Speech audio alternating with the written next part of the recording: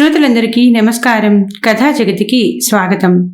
వాణిశ్రీ గారు రచించిన తెగిన గాలిపటం అనే నవల మీకు ధారావాహికగా వినిపిస్తున్నాను కదా. అందులో భాగంగా ఈరోజు 5వ భాగాన్ని వినిపించబోతున్నాను. మరిక కథలోకి వెళదామా? నారాయణ స్వామిరాజు ఇంటికి వెళ్లి సభకు రమ్మని ఆహ్వానించిన తరువాత ఉషా కిరణ్మయి తన కారులో వెళ్లిపోయింది. కనకదుర్గ స్కోడా కారు నడుపుకుంటూ వెళ్తుండగా ఎదురుగా వస్తున్న ఆమెను చూసి బ్రేక్ వేసింది. శ్యామలత, శ్యామలత అని గట్టిగా పిలిచింది. శ్యామల ఆగిపోయి కారు దగ్గరికి వచ్చి డ్రైవింగ్ సీటులో కూర్చున్న కనకదుర్గను చూసి కళ్ళు చిట్లించింది. ఆమెను గుర్తుపట్టినట్లుగా లేదు. అత్త, నేను కనకదుర్గను అన్నది నవ్వుతూ. నువ్వటే దుర్గా, గుర్తుపట్టలేకపోయాను, ముసలిదాన్నైపోయానుగా అన్నది శ్యామలమ్మ. ఎక్కడికి వెళ్తున్నావు అత్త? మీ నాన్న దగ్గరికేనే. సరే కారెక్కు అని ఫ్రంట్ డోర్ తీసింది. శ్యామలమ్మ కారెక్కి కూర్చుంది. కనకదుర్గ కారు డ్రైవ్ చేస్తూనే మాట్లాడుతోంది. అత్త, ఏమిటి సంగతులు? ఎలా ఉంది ఆరోగ్యం? ఏదో నడుస్తుంది లేవే, కళ్ళు సరిగా కనిపించడం లేదు. శుక్లాలకి ఆపరేషన్ చేయించాలి. సరిగా నడవలేకపోతున్నా.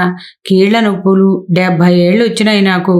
మీ నాన్న నాకంటే 10 ఏళ్ళు పెద్ద. సరే, నువ్వెప్పుడు వచ్చావే అని అడిగింది శ్యామలమ్మ. నేను వచ్చి 4 నెలలైంది అంటూ కారు కరణం గారింట్లోకి తీసుకెళ్లి ఆపింది. కారు లోపలికి వచ్చాక సుబ్బయ్య గేటు మూసేశాడు. ఇక్కడికి తీసుకొచ్చావేంటే? ఇది కరణం గారిల్లు కదూ అని అడిగింది శ్యామలమ్మ. అవునత్త, ప్రస్తుతం ఇక్కడే ఉంటున్నాను. ఇక్కడ ఉంటున్నావా? ఎందుకు? మీ అమ్మగారింట్లో ఉండకూడదు? ఎందుకుంటానత్త? ఇంట్లో నుంచి వెళ్ళిపోయాక ఇక పుట్టిల్లు పరాయిదే.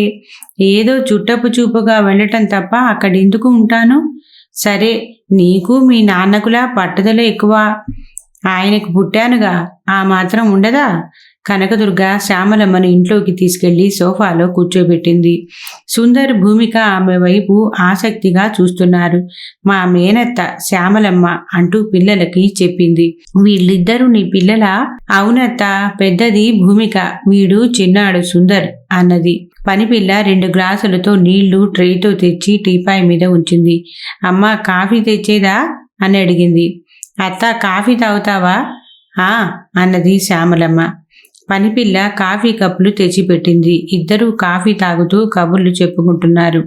ఏమిటత్తా సంగతులు? రేపల్లలోనే ఉంటున్నావా అని అడిగింది కనకదుర్గ. ఇంకెక్కడికి పోతాను, అక్కడే ఉంటున్నాను. ఇప్పుడు ఏమిటి, పని మీద వచ్చావా? అవును దుర్గా, కళ్ళకి ఆపరేషన్ చేయించాలి. కోటయ్య డబ్బులు లేవు అంటాడు.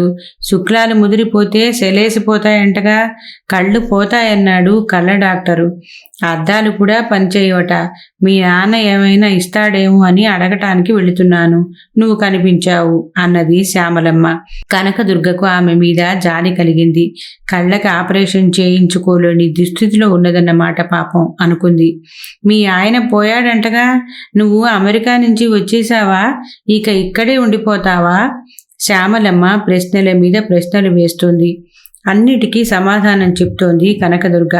ఆ పూట భోజనాలు అయిన తర్వాత మా అన్న దగ్గరికి వెళ్ళొస్తానని శ్యామలమ్మ బయలుదేరుతోంది. అత్త, నువ్వు నాన్న దగ్గరికి వెళ్ళి మాట్లాడి వచ్చేయి. డబ్బులు అడగకు. ఇప్పుడు నాన్న దగ్గర డబ్బులు ఎక్కడున్నాయి? మిల్లు మూతపడింది. పొలం మా అన్నయ్యే చేసుకుంటున్నాడు.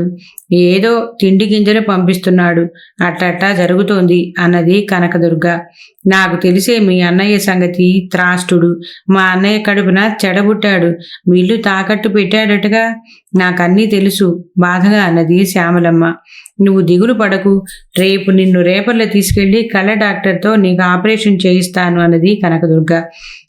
నా తల్లే, ఎంత ప్రేమ ఈ అత్త మీద నీకు అంటూ మెటుకలు విరిచింది శ్యామలమ్మ. నీ మేలకోడుని కానా? ఎందుకుండవు ప్రేమలు? అవునులే, కళ్ళకి ఆపరేషన్ చేయించవే, చచ్చి నీ కడుపున పుడతాను. ఇంకేం పుడతావత్తా? నాది పిల్లల్ని కనే వయసా? మాట వరుసకు అన్నాలే, నీ రుణం ఎట్టా తీర్చుకోవాలో కొణిగింది శ్యామలమ్మ. అంత మాట ఎందుకత్తా?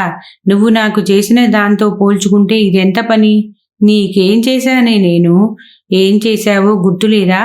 ఆ రోజు నువ్వు నాకు గొప్ప మేలు చేశావు అన్నది కనకదుర్గ. ఏం చేశానో ఏమిటో పోనివ్వు అన్నది శ్యామల. అరే సుందర్, శ్యామలతను తాతయ్య గారి ఇంటికి తీసుకువెళ్ళి వదిలిరా అన్నది కనకదుర్గ. శ్యామలమ్మను కారు ఎక్కించింది. అత్త, ఈ పూట అక్కడే ఉండు, నేను రేపొద్దున వచ్చి నిన్ను రేపల్లా తీసుకువెళ్తాను, సరేనా అన్నది. సరే, నేను మా అన్నయ్య ఇంట్లో ఉంటాను, నువ్వు పొద్దున్నే రావే అన్నది శ్యామలమ్మ కారెక్కుతూ. శ్యామలమ్మ కారులో వెళ్ళిపోయాక కనకదుర్గకు ఆమెతో కూడిన జ్ఞాపకాలు ముంచెత్తాయి. ఆమె వల్లనే తన జీవితం ముఖ్యమైన మలుపులు తిరిగింది. గుండెలోకి ధైర్యం వచ్చింది. వదిన గీతాలక్ష్మి తన తమ్ముణ్ణి పెళ్లి చేసుకోమని ఒత్తిడి చేస్తున్న రోజుల్లో తన తల్లి యశోదమ్మను పిలిపించి పెళ్లి మాటలు మొదలుపెట్టింది. బందర్లో తమ పుట్టింటి వారికి ఉన్న ఆస్తులు, రోల్డ్ గోల్డ్ వ్యాపారం గురించి ఊదరగొట్టింది. గోపీకృష్ణ ఎంతో తెలివైన వాడని, ముందు ముందు ఎమ్మెల్యే అవుతాడని అన్నది. తల్లిదండ్రి ఆమె మాయలో ఉన్నారు. అన్న కూడా పట్టుదలగా ఉన్నాడు బామ్మరిదికి ఇచ్చి పెళ్లి చేయాలని.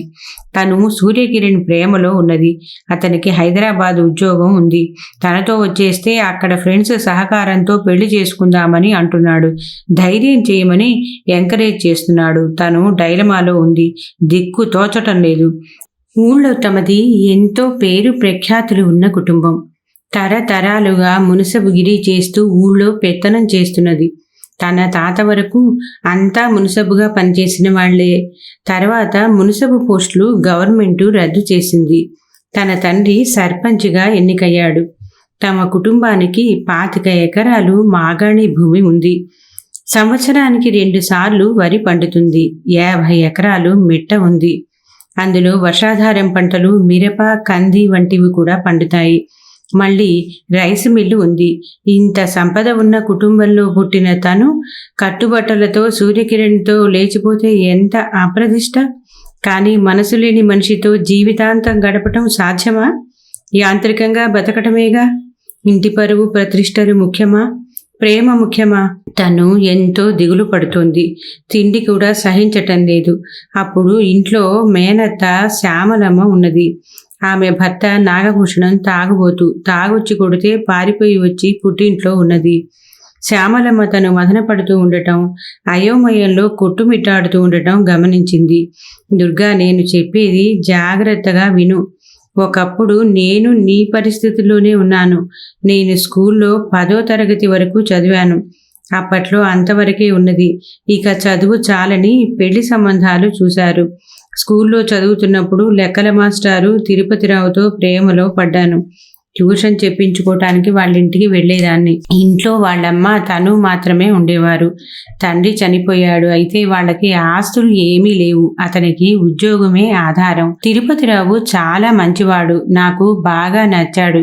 నేను మా అమ్మకి తిరుపతిరావుని పెళ్లి చేసుకుంటానని చెప్పాను. మా అమ్మ మా నాన్నకి చెప్పింది. మా నాన్న అతని గురించి వాకబు చేస్తే వాళ్లకు ఆస్తిపాస్తులు వంటివి ఏమీ లేవని తెలిసింది. తెనాలి దగ్గర పల్లెటూరు. అక్కడ ఒక ఇల్లు తప్ప పొలాలు లేవు. బడిపంతుల్ని పెళ్లి చేసుకుని అమ్మాయి ఏం సుఖపడుతుంది? నెల జీతం తప్ప ఆదాయం లేదు అని మా నాన్న ఆ సంబంధానికి ఒప్పుకోలేదు. తిరుపతిరావుకి తెనాలి ట్రాన్స్ఫర్ అయింది. నన్ను తనతో వచ్చేయమని అన్నాడు. మాకు అక్కడ బంధువుల బలగం ఉంది. అక్కడ మనల్ని ఎవ్వరూ ఏం చెయ్యలేరు. పెళ్లి చేసుకుందామని ఎన్నో విధాల నచ్చ చెప్పాడు. కానీ నేను భయపడి ధైర్యం చేయలేకపోయాను. నన్ను నాగభూషణానికి ఇచ్చి పెళ్లి చేశారు. ఆస్తులు ఉన్నాయని, హోటల్ బిజినెస్ అని ముగ్గు చూపారు. తీరా నేను కాపురానికి వెళ్తే ఏముంది? రోజు తాగుతాడు, ఏదో ఒక వంక పెట్టి నన్ను తంతాడు. నీకు మీ ఊళ్ళో ఎవరితోనో సంబంధం ఉందటగా అని బూతులు తిడతాడు. చూశావుగా ఇప్పుడు నా గతి. పారిపోయి వచ్చాను. నువ్వు నాలాగా పొరపాటు చెయ్యకు. నువ్వు ప్రేమించిన వాడితో వెళ్ళిపో. ఇంట్లో వాళ్ళ గురించి భయపడకు. నువ్వు వెళ్ళిపోయాక ఏం చేస్తారు అని ధైర్యం నూరిపోసింది. మేనత్త చెప్పిన మాటలకు ప్రభావితమైన కనకదుర్గ ధైర్యం చేసి సూర్యకిరణ్తో వెళ్ళిపోయింది. గత జ్ఞాపకాలలో మునిగిపోయి ఉన్న కనకదుర్గ కొడుకు పలకరించటంతో ఉలిక్కిపడి ఈ లోకంలోకి వచ్చింది. మమ్మీ, మీ అత్తను తాతగారింట్లో వదిలొచ్చాను. రేపల్లు తీసుకెళ్తా ఉన్నట్టు కదా అన్నాడు. అవునురా సుందర్, ఒక పని చెయ్యి. నెట్ ఓపెన్ చేసి రేపల్లలో ఐ స్పెషలిస్టులు ఎవరున్నారో సెర్చ్ చెయ్యి అన్నది. ఓకే మమ్మీ అన్నాడు సుందర్. మర్నాడు శ్యామలమ్మని తీసుకుని ఐ స్పెషలిస్టు దయాకర్తో కేటరాక్ట్ సర్జరీ చేయించింది. ఇండియన్ లెన్స్ అయితే 25,000, ఇజ్రాయెల్ లెన్స్ అయితే 50,000 అవుతుంది అన్నాడు. ఎందుకైనా మంచిదని ఇజ్రాయెల్ ఇంపోర్టెడ్ లెన్స్ వేయించింది. లోగడ ఒక కంటికి క్యాట్రాక్ట్ సర్జరీ చేయించిన తర్వాత రెండో కంటికి 6 నెలల తర్వాత చేసేవారు. ఇప్పుడు లేటెస్ట్ టెక్నాలజీ వచ్చింది. సర్జరీ అయిన తర్వాత గంటలో ఇంటికి వెళ్ళిపోవచ్చు.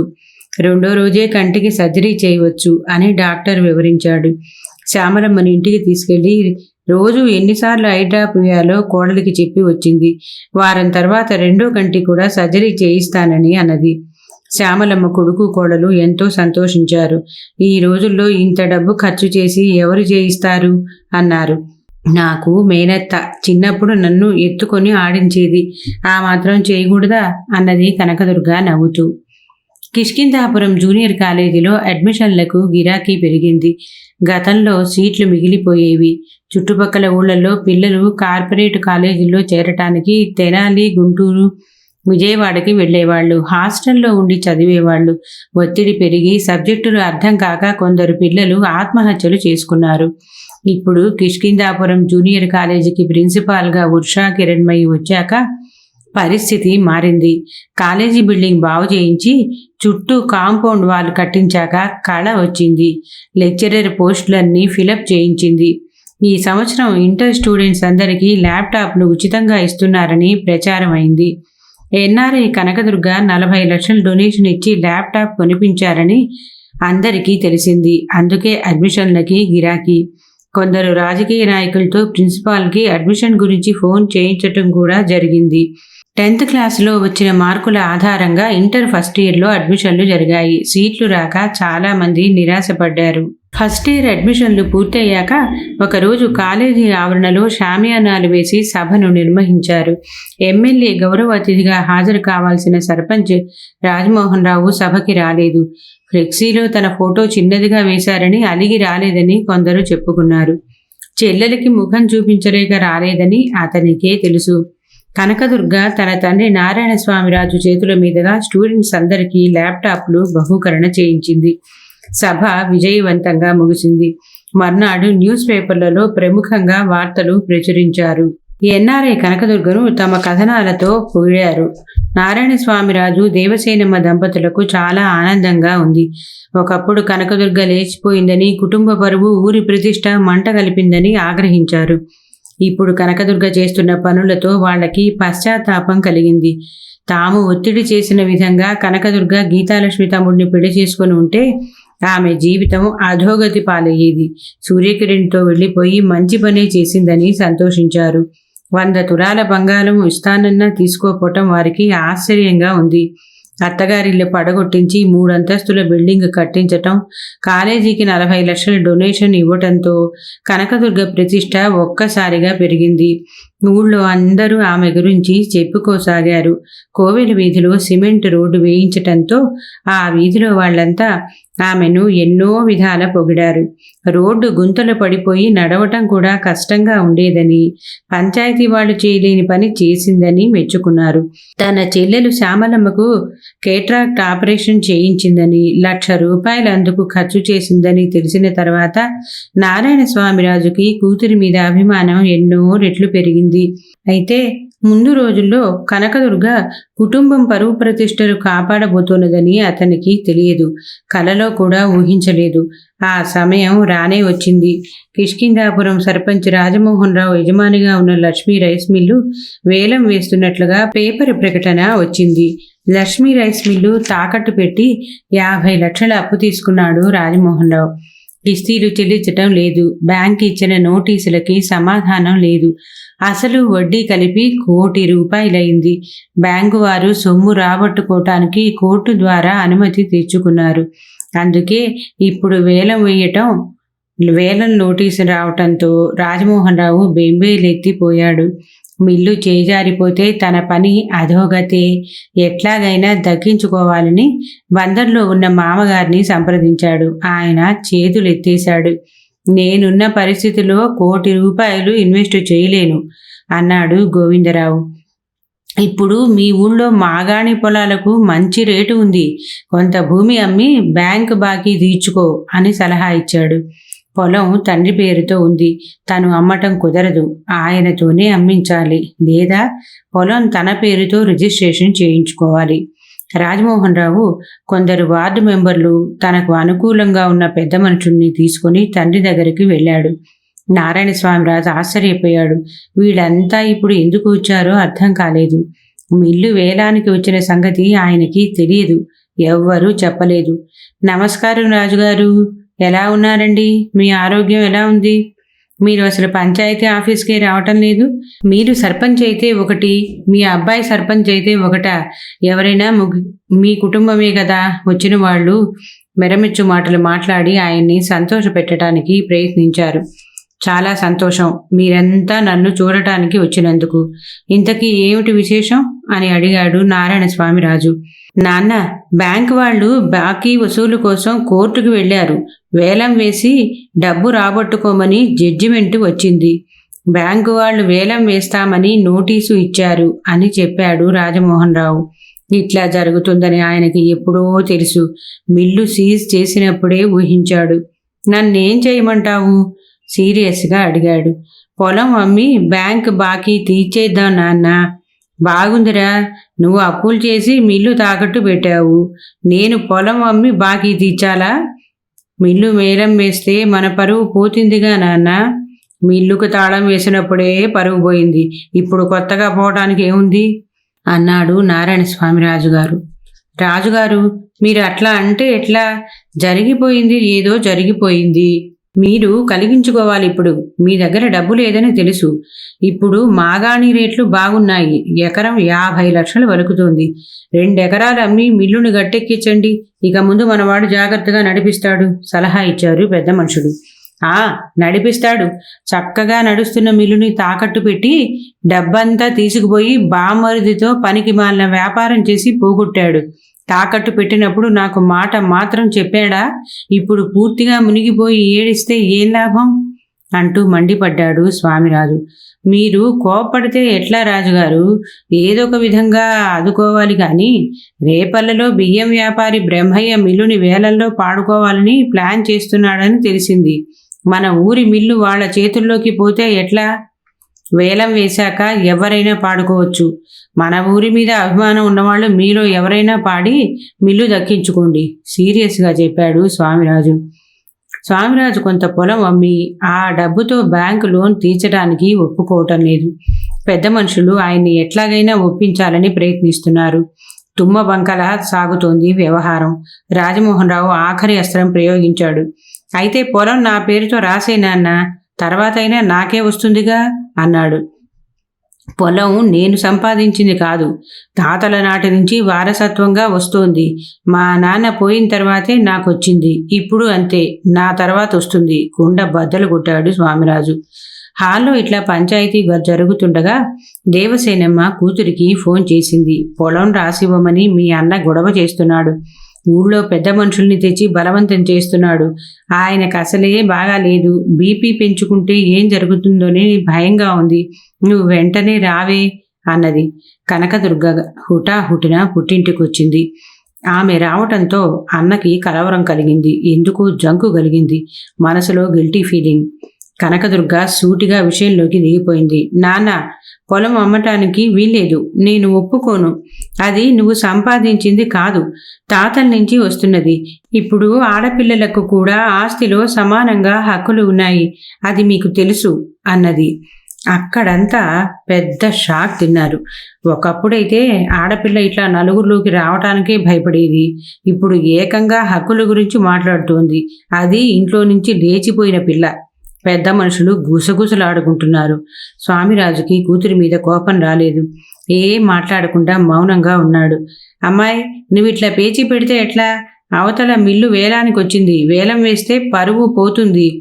ఎంతో కొంత పొలం అమ్మి బాకీ తీరిస్తే బాగుంటుంది అన్నారు పెద్ద మనుషులు. అయితే పొలంలో నా భాగం నాకు రాసివ్వండి. నాకు రావాల్సింది ఇచ్చి మిగిలింది మీరేమైనా చేసుకోండి. అమ్ముకుంటారో ఉంచుకుంటారో మీ ఇష్టం అన్నది. రాజమోహన్ రావుకి చెల్లెలి మీద కోపం వచ్చింది. ఏమిటే వాగుతున్నావు? ఇంట్లో నుంచి లేచిపోయినప్పుడే నీకు హక్కులు పోయాయి. నీకు ఇచ్చేదేం లేదు తీవ్రంగా అన్నాడు. ఇచ్చేవాడివి నువ్వు కాదు. ఇంట్లో నుంచి లేచిపోవటం నా ఇష్టం. అట్లా పోబట్టే ఇప్పుడు దర్జాగా ఉన్నాను. నువ్వు నీ పెళ్ళాం నీ బామ్మరిది కట్టబెట్టాలని కుట్రలు పన్నారు. మీ బామ్మరిది ఇప్పుడు ఎట్టా ఉన్నాడో చూడల్లా. వాడితో కాపురం చేయలేనని పెళ్ళాం పారిపోయింది. బికారిలా తిరుగుతున్నాడు ధీటుగా సమాధానం చెప్పింది కనకదుర్గ. అమ్మా కనకదుర్గ, ఇప్పుడు అదంతా ఎందుకు? ఎంతైనా అన్నా చెల్లెళ్ళు ఎందుకు పోట్లాడుకుంటారు అన్నారు పెద్ద మనుషులు. నేనేమన్నానండి? మాట మాటకి లేచిపోయిందని ఎందుకంటారు? నేను లేచిపోయినందుకు మీకేమైనా నష్టం కలిగిందా? ఇంకా నాకు కట్నాలు కానుకలు ఇచ్చి పెళ్లి చేసే బాధ తప్పిందిగా. పెళ్లి ఖర్చులు మిగిలిపోయాయి కదా అన్నది కనకదుర్గ. నువ్వన్నది నిజమేనమ్మా. అటు 7 తరాలు ఇటు 7 తరాలు చూసి లక్షలు ఖర్చు చేసి బ్రహ్మాండంగా చేసిన పెళ్లిళ్ళు పెటాకులు అవుతున్నాయి. ఒక పెద్ద మనిషి ఒప్పుకున్నాడు. నీది పెద్ద మనసు అమ్మాయి. 40 లక్షలు ఖర్చు చేసి పిల్లలకు కంప్యూటర్లు కొనిచ్చావు. అందరూ నిన్ను మెచ్చుకుంటున్నారు. అట్లాగే మీ అన్నను కూడా గట్టెక్కించు. నేనెవరినండి గట్టెక్కించటానికి? నేనేమైనా ముంచానా?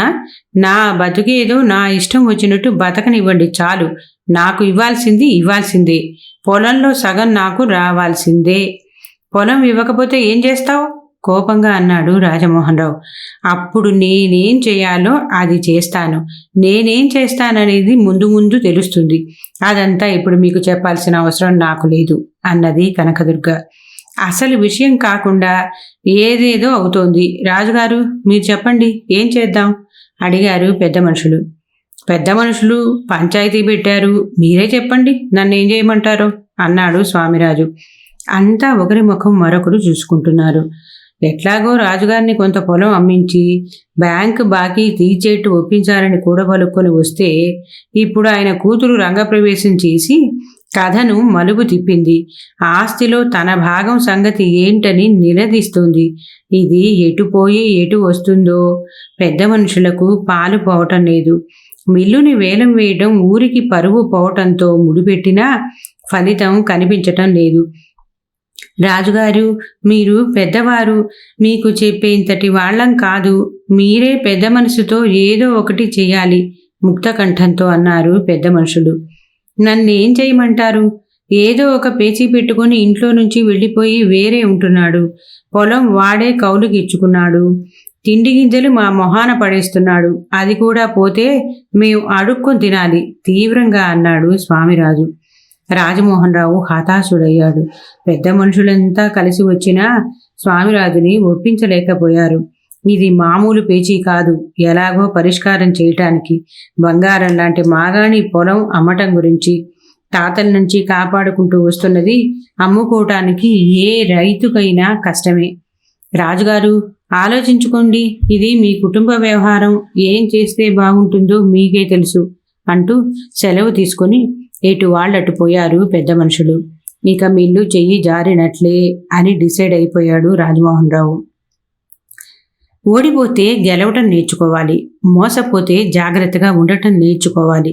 చెడిపోతే ఎలా బాగుపడాలో నేర్చుకోవాలి. రాజమోహన్ రావుకి ఆ స్పృహ లేదు. బామ్మరిది హరికృష్ణ మాటలకు ప్రభావితుడై ఈజీ మనీ కాన్సెప్ట్ నచ్చి సినిమా బిజినెస్లోకి దిగాడు. అదొక జూదం అని తెలిసేసరికి పీకల్లోతు కష్టాల్లోకి జారిపోయాడు. మానసికంగా బలహీనుడయ్యాడు. బలహీనమైన మనసు ఉన్నవాడు ప్రతి విషయానికి సాకులు వెతుకుతూ ఉంటాడు. అట్లా తను తండ్రి చాటి మనుషుగా విలువ లేనివాడినని సాకులు చెప్పుకుంటూ తండ్రి నుంచి సర్పంచ్ పదవిని సాధించుకున్నాడు. కానీ ఆ పదవికి ఉన్న హుందాతనాన్ని కాపాడకుండా అవినీతి కార్యక్రమాలతో డబ్బు సంపాదనే ధ్యేయంగా పనిచేశాడు. ఊళ్ళో చెడ్డ పేరు తెచ్చుకున్నాడు.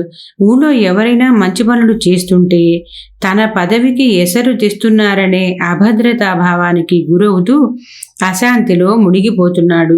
చివరికి చెల్లెలు కూడా తనకి పోటీ అవుతున్నదనే అనుమానం పెంచుకున్నాడు.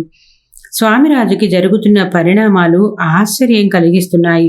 ఒక్కగానొక్క కొడుకు తన వారసత్వం కొనసాగించి ఊళ్ళో పరువు ప్రతిష్టలు పెంచుతాడని కలలు కన్నాడు.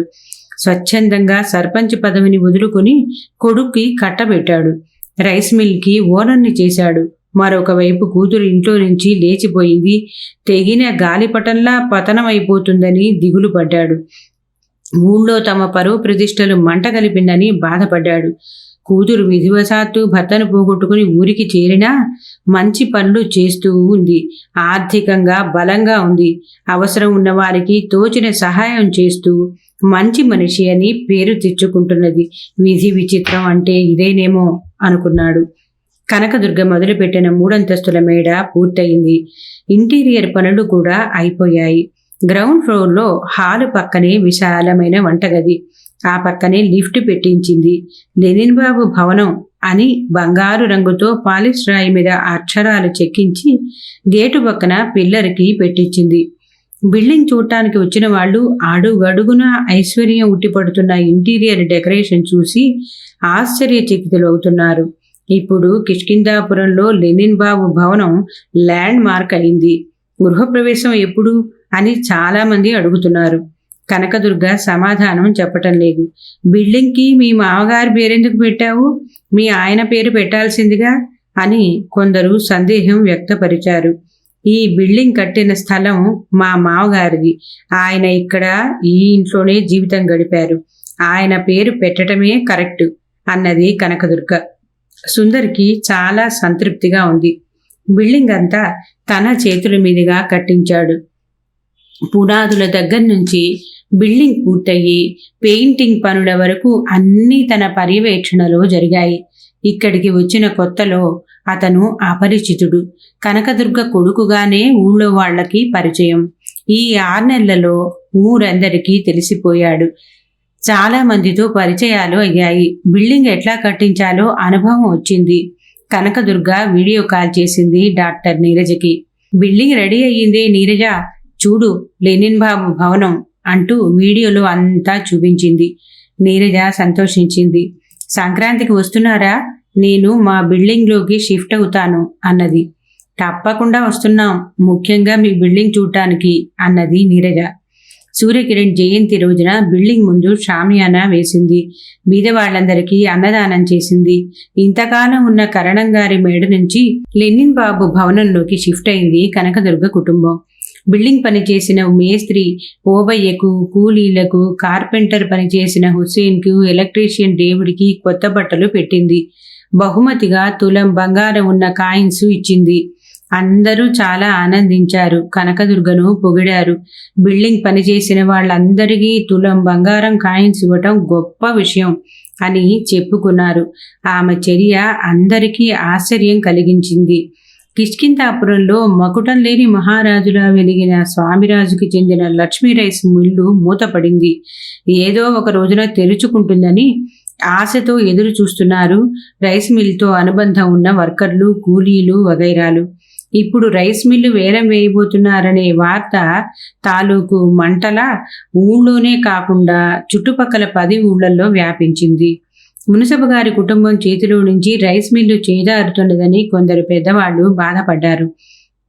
సర్పంచ్ పదవి విరగబెడుతున్న కొడుకు వల్లే ఇది జరిగిందని, అప్పులు చేసి కొంప మీదకి తెచ్చాడని చెప్పుకుంటున్నారు.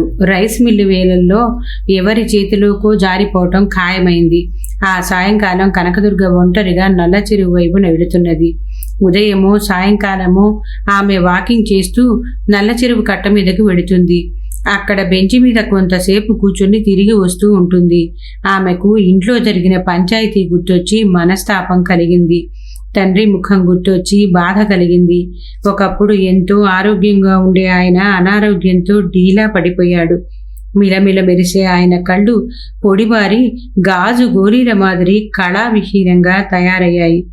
కళ్ళ చుట్టూ నల్లటి వలయాలు ఏర్పడ్డాయి. అనారోగ్యంతో బాధపడుతున్న ఆయనకి ఇప్పుడు మనశ్శాంతి లేకుండా పోయింది. ఆయన సర్పంచిగా ఉన్నప్పుడు ఊరివాళ్ల సమస్యలకు పంచాయతీలో పరిష్కారాలు చూపించేవాడు. అటువంటిది ఇప్పుడు పంచాయతీలో దోషిగా నిలబెట్టాడు కొడుకు. తన అన్న ఇలా మారిపోతాడని, స్వార్థపరుడు, క్రూరుడుగా తయారవుతాడని ఎప్పుడూ అనుకోలేదు. కన్న తండ్రి మీద ఆత్మీయత కనిపించటం లేదు. అసలు మనిషిలో ఏమాత్రం పశ్చాత్తాపం లేదు. తన వల్లనే రైస్ మిల్లు వేలానికి వచ్చిందనే బాధ లేదు. ఎందుకు ఇలా జరిగిందనే సమీక్షించుకోవటం లేదు. తన లోపం తెలుసుకొని కష్టాల్ని అధిగమించటం కోసం ప్రయత్నమూ లేదు.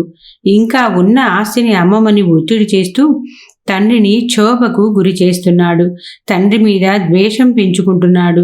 తండ్రి కొడుకుల మధ్య సంబంధం డబ్బు సంబంధమే అనే దాన్ని రుజువు చేస్తున్నాడు. అదంతా తలుచుకుంటూ ఉంటే కనకదుర్గకు విసుగ్గా ఉంది.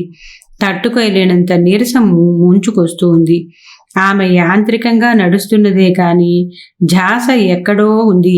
నడకతో పాటు ఆలోచనలు సాగుతున్నాయి. తన అన్నలాంటి కొడుకులు కుటుంబంలో ఆరని చిచ్చు రగిలించటానికి పుడతారా? ఆమెకు హఠాత్తుగా ఎవరో చెప్పిన మాటలు గుర్తొచ్చాయి. పూర్వజన్మలో శత్రువులు పగ తీర్చుకోవటానికి ఈ జన్మలో కొడుకులుగా పుడతారు. తన అన్నలాంటి వాళ్ళని చూస్తూ ఉంటే అది నిజమేనేమో అనిపిస్తుంది. హఠాత్తుగా ఆమె కళ్ళ ముందు చిరునవ్వులు చిందిస్తూ కనిపించింది ఉషా కిరణ్మయి. మేడం, ఎక్కడికి ఒక్కళ్ళే బయలుదేరారు? కాలేజీ ముందు నుంచి నడిచి వెళుతున్న కనకదుర్గను చూసి అడిగింది. వాకింగ్ చేస్తున్నా, పగలంతా ఇంట్లో ఉండి బోరు కొట్టింది అన్నది కనకదుర్గ.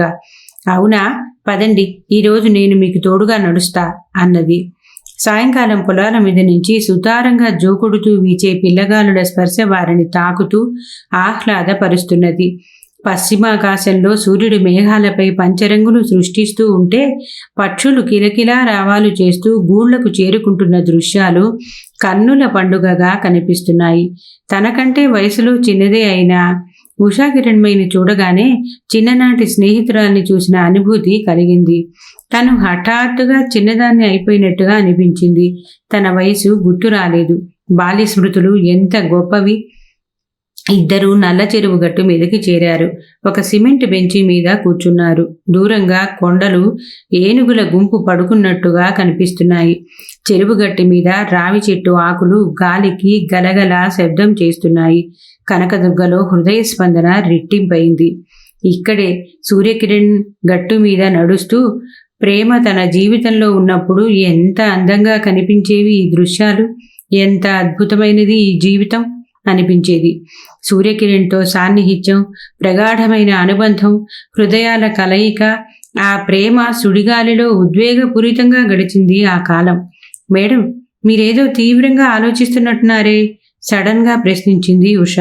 అవును, రైస్ మిల్లు వేలం వేయబోతున్నారు, దాని గురించి ఆలోచనలు అన్నది కనకదుర్గ. ఇప్పుడు ఏం చేయాలో అని కదా ఆలోచిస్తున్నారు? కనకదుర్గ తల ఊపింది. అదంతా మీ యాక్షన్ సెలక్షన్ బట్టి ఉంటుంది. మీకు ఏది సంతోషం కలిగిస్తుందో, ఏది తృప్తి కలిగిస్తుందో అదే చెయ్యండి. మీరు దేన్ని ఎన్నుకుంటారో అదే మీదవుతుంది. ఎవరేమనుకుంటారో అనే డైలమా పక్కన పెట్టండి అన్నది. గుడ్, బాగా చెప్పారు అన్నది కనకదుర్గ. అంతే కదా మేడం, మనిషి స్వేచ్ఛాదీవి. తనకు ఇష్టం వచ్చినట్టుగా జీవించాలని కలలు కంటాడు. కొందరు ధైర్యవంతుల కలలే సాకారమవుతాయి. పాతకాలపు స్టీరియోటైపు చట్రంలో ఇరుక్కుపోయిన వాళ్ల బతుకులు భారంగా గానుగిద్దు జీవితంలా తయారవుతాయి అన్నది ఉష. ఓ మై గాడ్, మీరు సైకాలజీ చదివారా? అడిగింది కనకదుర్గ. టీచింగ్ ప్రొఫెషన్లో సైకాలజీ ఒక భాగమే. పిల్లల సైకాలజీ అబ్జర్వ్ చేస్తూ పాఠాలు చెప్పాలి. నేను ఈరోజు ఒక కొత్త విషయాన్ని తెలుసుకున్నాను. ఇంతకాలం టీచర్స్ సిలబస్లో ఉన్నది మాత్రమే స్టూడెంట్స్కి టీచ్ చేస్తారని అనుకునేదాన్ని. నాకు ఏదైనా కొత్త సంగతి తెలుసుకున్నప్పుడు ఏదో కొత్త ప్రదేశాన్ని కనుక్కున్నంత అనుభూతి కలుగుతుంది. మీరన్నది నిజమే. చాలామందికి ఇటువంటి అనుభూతులు కలుగుతాయి. మనిషి నిత్యాన్వేషిగా ఉన్నప్పుడు కొత్త సంగతులు తెలుసుకుంటాడు, జ్ఞానాన్ని విస్తృతపరుచుకుంటాడు. జ్ఞానదృష్ట ప్రగతికి మార్గం. బాగా చెప్పారు టీచర్, మెచ్చుకుంది కనకదుర్గ. మీరేం తక్కువ కాదు. మీకు పుస్తక జ్ఞానం కన్నా అనుభవ జ్ఞానం ఎక్కువే ఉంది. ఎన్నో ఆటుపోట్లు చవి చూశారు. మీ దగ్గర మా వంటి వారు తెలుసుకోవాల్సినవి, నేర్చుకోవాల్సినవి ఎన్నో ఉన్నాయి అన్నది ఉషా కిరణ్మయి. అంతేం లేదు, ఎంతో కొంత జీవితానుభవం ఉన్నమాట నిజమే. ఆటుపోట్లు ఎదుర్కొన్నాను. నా జీవన స్థితి కొంత మెరుగుపడినా నేనింకా పూర్తిగా గట్టుకు చేరలేదు. ఎదురీదుతూనే ఉండాలని నాకు తెలుసు. అడ్డంకులు అధిగమించాలి, తీరం చేరాలి. అప్పుడే నాకు మనశ్శాంతి. మీ గురించి నేను కొంత తెలుసుకున్నాను. ప్రేమ కోసం, స్వేచ్ఛ కోసం, భావ స్వాతంత్ర్యం కోసం మీరు సమాజాన్ని ధిక్కరించి బయటపడినారు. అటువంటి అమ్మాయిని కుటుంబం ఎట్లా వెలివేసిందో, సంబంధాలు తెంచుకుందో మనకు తెలుసు.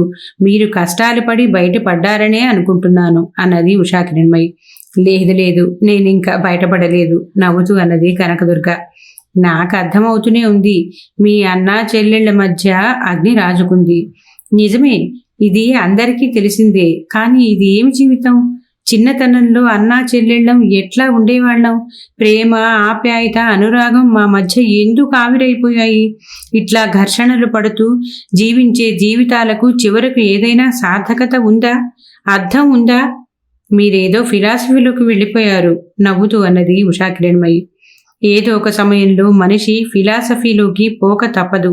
అయితే చాలామంది అనుభవించే బాధలతో పోలిస్తే నా జీవితంలో ఎదురైనవి చిన్నవే అనుకుంటాను. ఏ సమస్యనైనా ఎదుర్కోగలనని నా మీద నాకు నమ్మకం ఉన్నది.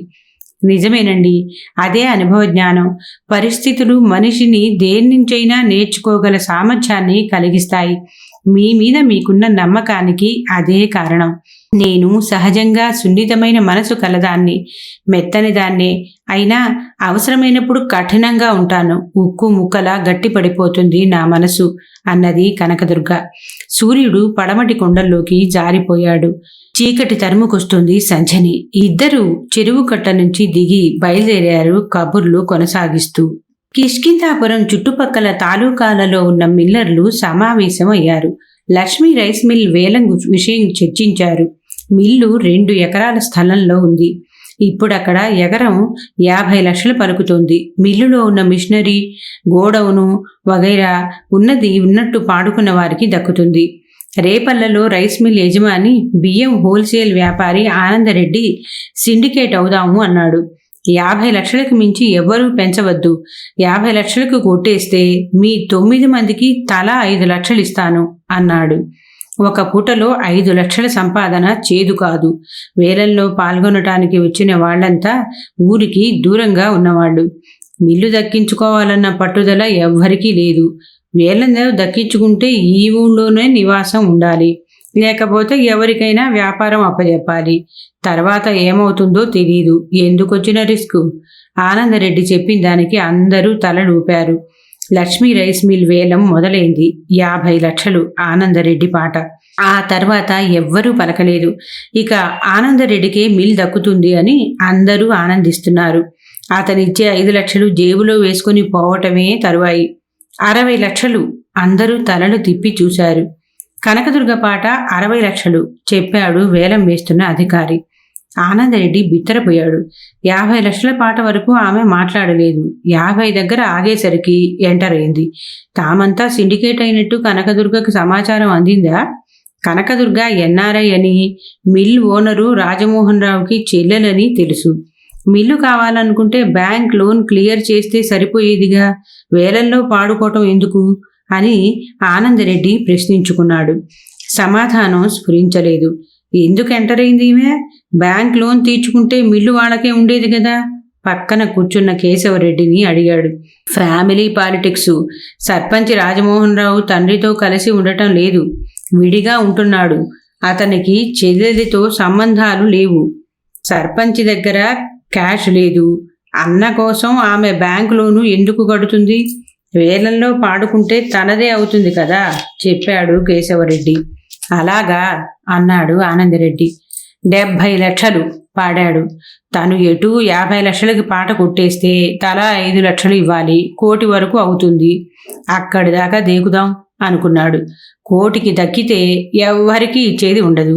50 లక్షలకి దక్కితేనే తలా 5 లక్షలు ఇవ్వడానికి ఒప్పుకున్నాడు. అనుకున్నట్టే ఆనందరెడ్డి 1 కోటి వరకు పాట పెంచాడు. 1,10 లక్షలు పాడింది కనకదుర్గ. 1,10 లక్షలు.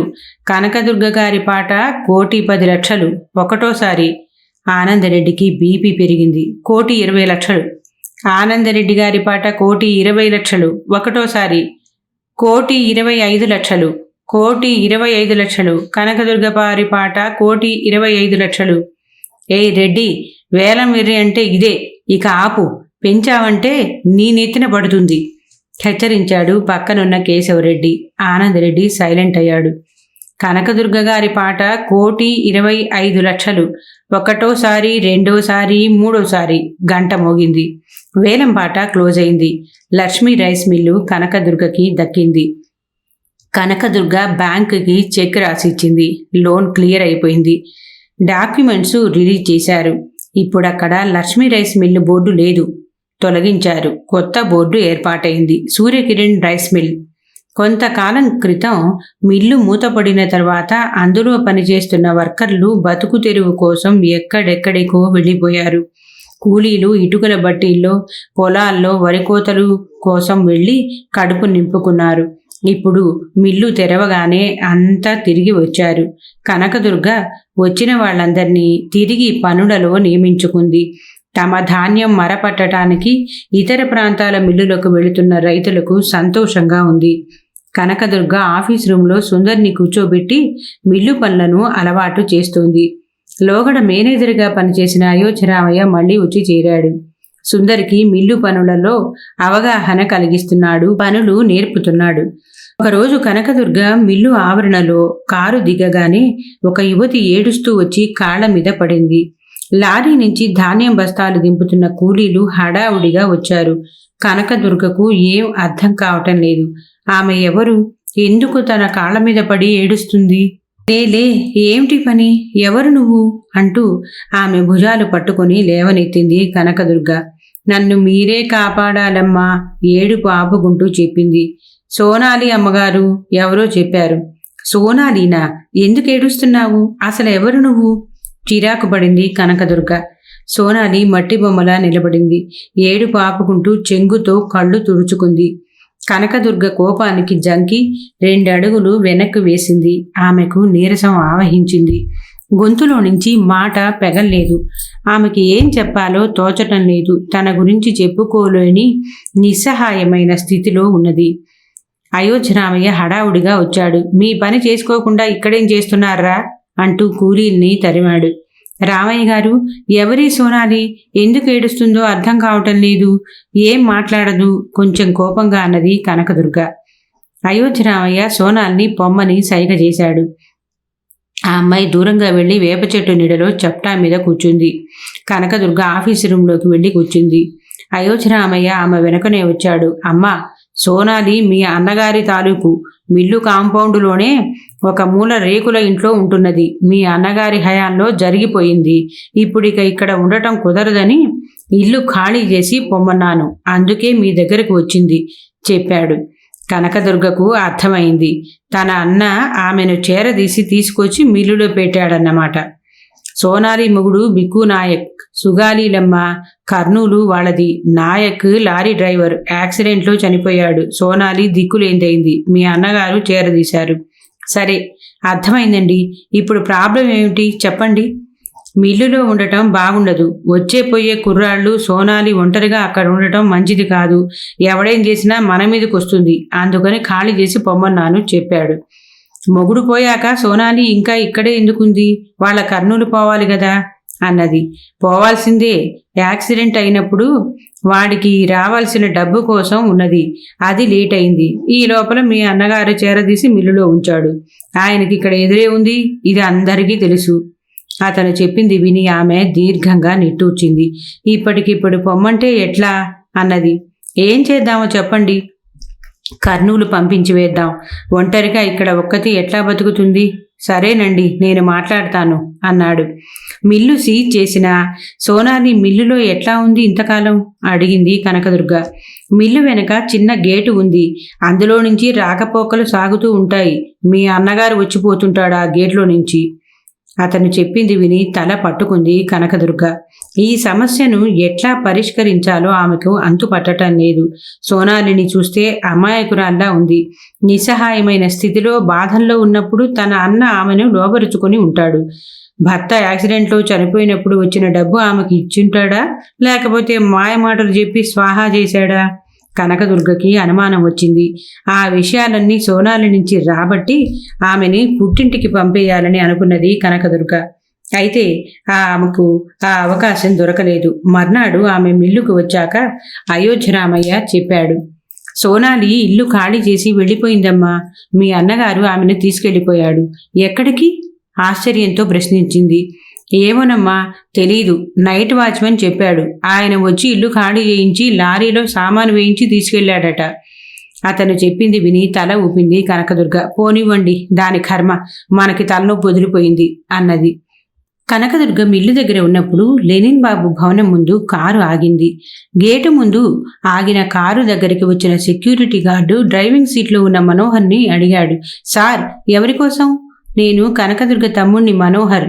సెక్యూరిటీ గార్డు ఇంట్లో ఉన్న భూమికకి కాల్ చేశాడు.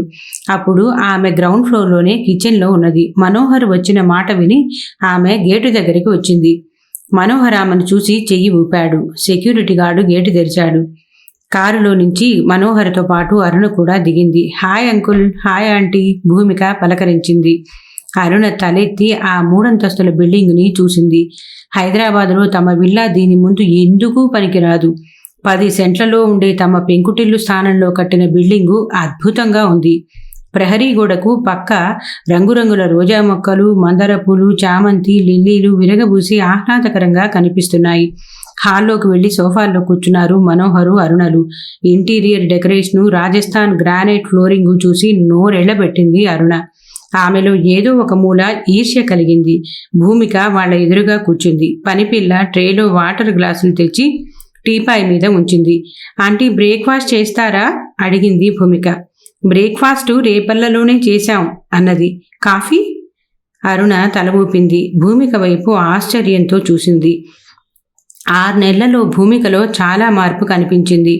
అప్పటికంటే ఇప్పుడు ఎంతో అందంగా ఉంది. భూమికంతా తండ్రి సూర్యకిరణ్ పోలిక. అదే ముఖం, అదే పర్సనాలిటీ. ఆడపిల్లల్లో అంత ఎత్తు ఉండేవాళ్లు అరుదు. 10 మందిలో ఉన్నా ప్రత్యేకంగా కనిపిస్తుంది. సూర్యకిరణ్లో ఉన్న కళ అంతా ఆమెకు వచ్చింది. ఒకసారి అరుణ కొడుకు అభిరామ్ తల్లితో అన్నాడు కూడా, మమ్మీ, భూమిక నాకంటే హైట్లా కనిపిస్తున్నది. లేదులేరా, విడిగా అట్లా కనిపిస్తుంది. దాని హైటు 5'9", నువ్వు 5'10". నువ్వు కొంచెం లావుగా ఉన్నావు కదా, అందుకే అట్లా కనిపిస్తున్నావు. అది సన్నగా ఉంది కాబట్టి హైట్గా కనిపిస్తుంది అని చెప్పింది. ఆంటీ, కాఫీ తీసుకోండి, పరధ్యానంలో ఉన్న అరుణతో అన్నది భూమిక. ఉలిక్కిపడి అని కాఫీ కప్పు చేతిలోకి తీసుకుంది. మనోహర్ కాఫీ సిప్ చేస్తూ ఇల్లంతా కలయి చూస్తున్నాడు. భూమికకి వాళ్ళు ఇప్పుడు సడన్గా కిష్కింధాపురం ఎందుకు వచ్చారో అర్థం కాలేదు. కనీసం ఫోన్ చేసి మమ్మీకి చెప్పినట్లు లేదు. తెలిసి ఉంటే తనకు చెప్పేదేగా అనుకుంది. ఇప్పటి వరకు మీరు వాణిశ్రీ గారు రచించిన తెగిన గాలిపటం అనే నవల ధారావాహికలో 5వ భాగాన్ని విన్నారు కదా. ఈ నవల మీకు నచ్చినట్లయితే లైక్ చేయండి, కామెంట్ చేయండి, అలాగే తప్పకుండా సబ్స్క్రైబ్ చేస్తారు కదూ. మరి ఉంటానండి. నమస్కారం, మీ భాగవతుల పద్మ.